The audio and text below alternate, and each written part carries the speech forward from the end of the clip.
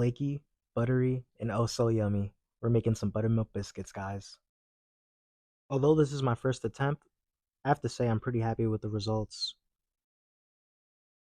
I did a lot of cooking last year, and because of that, I'm way more confident in the kitchen.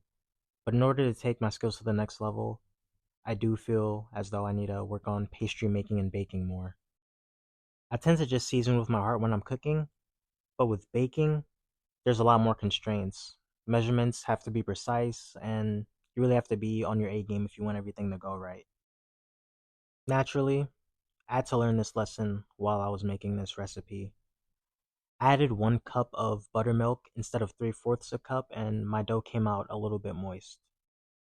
And on top of that, I don't have any utensils that would help me to cut the perfect circles that I would usually look for in a biscuit.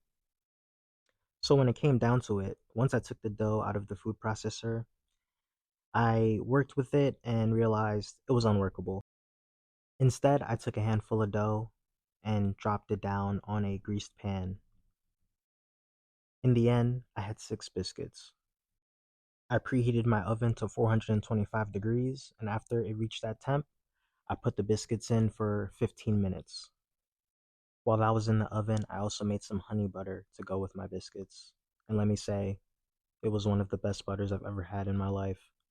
I added the usual suspects of honey, of course, butter, confectioner sugar, but then I also added a splash of vanilla, and I believe that's what really took the butter over the top.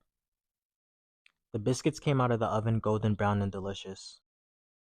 My one big critique is that I added too much buttermilk, but as I make this more and more, I feel that it'll come out better and better each time. And hey, maybe I'll make this a Saturday morning tradition. What do you guys think? Let me know down below. I hope you guys enjoyed this snippet of what tends to go on in my head while I'm cooking. And if you did, leave a like or a comment down below. I'll see you guys next time. Cheers.